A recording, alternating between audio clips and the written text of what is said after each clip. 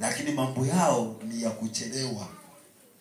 Kuja ibadani kuchelewa, kufanikiwa kuchelewa, chochote kile yeye ni mtu wa kuchelewa. Jambo lolote yeye ni mtu wa kuchelewa. Hakuna sehemu ambaye anaweza akawahi. Matukio yoyote yeye ni mtu wa kuchelewa.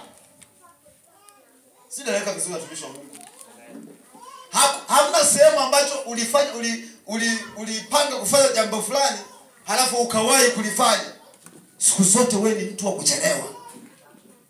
Mafanikio yako kuuza genge tangu uanze kufikiria kufungua genge mpaka leo ni mtu wa kuchelewa. Bwana Yesu asifiwe sana. Sasa kuna roho inayosababisha kuchelewa. Farao kilichomfanya mauti itokee kwenye uzaliwa wake wa kwanza ni kuchelewa kuwapa ruhusa wana wa Israeli waende katika nchi yao.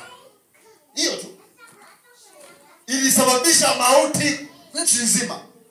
Wazaliwa wa kwanza wote wakafa kwa sababu ya kuchelewa. Anaambiwa mara ya kwanza, nipe ruhusu watu wetu wakamtumikie Mungu, waende kwenye nchi ya ahadi. Lakini Farao anasema moyo wake unakuwa mgumu. Ulikuwa mgumu kwa ruhusu wana wa Israeli. Roho ya kuchelewa. Wakati anapoendelea kuchelewa,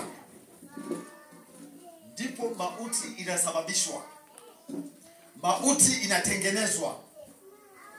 Wakati anachelewa kuwaruhusu wana wa Israeli waende katika nchi yao ya Kanaani, hapa tunakuta wazaliwa wa kwanza wote wanapoteza maisha kwa sababu ya kuchelewa.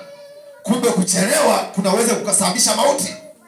Kuchelewa kunaweza kusababisha watu kupoteza maisha. Zuia watoto usipige kelele.